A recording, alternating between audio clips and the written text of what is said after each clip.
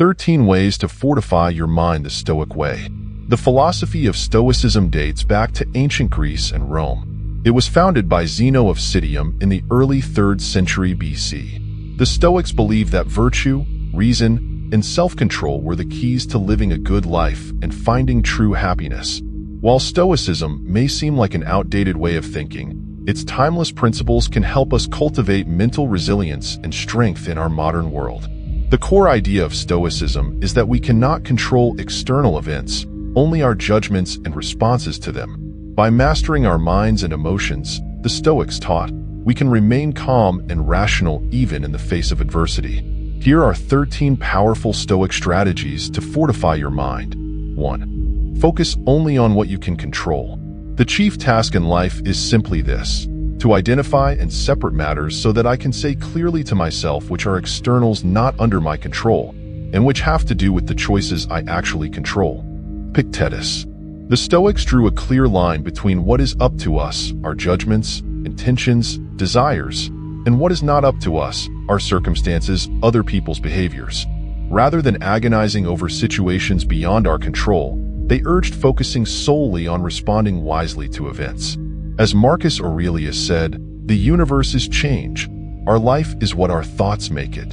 2. Embrace your mortality.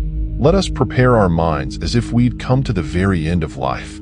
Let us postpone nothing. Seneca. By vividly contemplating our inevitable death, the Stoics instilled a sense of urgency to make the most of each day. They weren't being morbid, just honest about the fragility of life. As Seneca said, we are not given a short life, but we make it short, and we are not ill-supplied, but wasteful of it. 3. Practice misfortune. Everything can be taken from a man, but the last of the human freedoms, to choose one's attitude in any given set of circumstances. Viktor Frankl, influenced by Stoicism. The Stoics purposefully practiced deprivation, frugality, and misfortune. This inurement built their self-discipline, resilience, and detachment from pleasure. If we get used to going without luxuries, we won't be devastated when hardship strikes.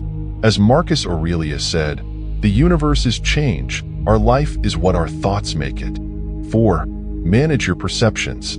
It isn't the things themselves that disturb people, but their judgments about these things. Epictetus. How we see the world profoundly shapes our emotional experience of it. The Stoics worked hard to reframe their perceptions, separating facts from negative judgments. For example, instead of thinking, "This is unbearable and ruined my life," one could think, "This is an inconvenient situation I have to deal with." 5. Practice restraint of impulse. No great thing is created suddenly, any more than a bunch of grapes or a figure.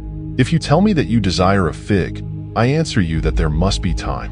Let it first blossom, then bear fruit, then ripen. Epictetus. Self-restraint and delaying gratification were prized Stoic virtues. They cautioned against rashly acting on impulses or appetites without wisdom. Like ripening fruit, they cultivated patience to act at the right moments, not prematurely. As Marcus Aurelius said, how many things are looked at with trepidation before they are entered upon, which wholly lose their formidable aspect by delay. 6. Be mindful of the present moment. That which is not present, Marcus Aurelius says, you cannot lose. Regretting the unchangeable past and fearing the uncertain future were considered forms of arrogant folly. The Stoics strove for an intense mindfulness of the present moment. The here and now is all we ever truly have. 7. Distinguish what's in your control from what isn't. Some things are in our control and others not. Things in our control are opinion, pursuit, desire, aversion, and in a word, whatever are our own actions. Things not in our control are body, property, reputation, command, and in one word, whatever belongs to others. Epictetus. Once we clearly distinguish what is under our control from external forces beyond it, we can save our time and energy for more productive pursuits.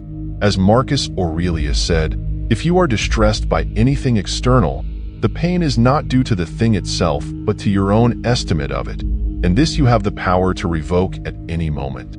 8. Perform virtuous actions. Well-being is attained little by little, and nevertheless is no little thing itself. Zeno. The Stoics defined true good as the attainment of virtue through reason and continual practice. They valued ethical goods like wisdom, courage, justice, and self-discipline far above fleeting pleasures or wealth. Living an upright, honorable life was considered the highest good. 9. Develop self-sufficiency. Very little is needed for everything to be upset or sustained. Menander.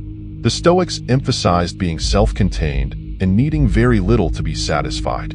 This form of self-sufficiency, focusing on making the most of the present situation rather than wishing for different external conditions, helps you take advantage of opportunities right before you. As Seneca said, everything goes its own way, the way of the world. 10. Cultivate amor fati, a love of fate. Whatever happens at all, it is both unalterable and a source of advantage. Marcus Aurelius. Rather than bemoaning or resisting the twists of fate, the Stoics urged loving one's destiny and finding the opportunity within every obstacle. You can always find dignity in hardship if you embrace it willingly.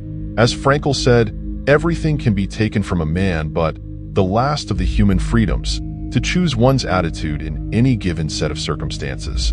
11. Periodically practice poverty. Wealth consists not in having great possessions, but in having few wants. Epictetus.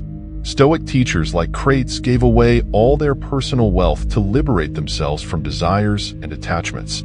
As a spiritual exercise, they regularly went homeless and ate plain bread to practice simple poverty, thereby stripping away essentials.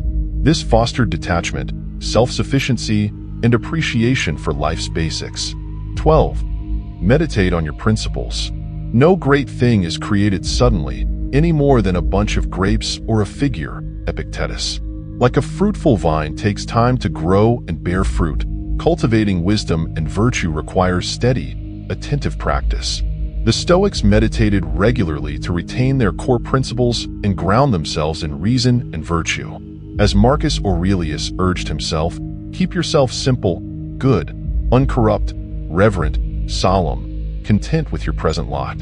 13. Serve others with humility. It is not my memory that I should cultivate, Seneca said, but my life. The Stoics believed virtue should be embodied in humble service to others and the greater good. Though their philosophy focused on moral character and inner excellence, its aim was to foster ethical actions that benefited humanity. As Marcus Aurelius said, what is not good for the swarm is not good for the bee. In conclusion, while the details of Stoic practices evolved over centuries, the core philosophy emphasized cultivating mental resilience, self-control, pragmatic virtues, and enlightened perspective on life's ups and downs. By incorporating Stoic strategies into our modern lives, we can develop the spiritual fortitude to meet life's challenges with calm, reason, and wisdom. As Marcus Aurelius advises in his famous Meditations, very little is needed to make a happy life. It is all within yourself, in your way of thinking. By training our minds the Stoic way, we can find the solidity and serenity to bear all circumstances with equanimity. In the words of Epictetus, the key is to keep that course settled against whatever arises, with a mental grip that is strong, untainted, and unperturbed, to embrace this ideal self with all you have. Thanks for watching. If you like our work, please like, share, and subscribe. It will motivate us to create more such inspiring content, and you will be notified when we upload new content. Till the next video, stay curious and stay happy.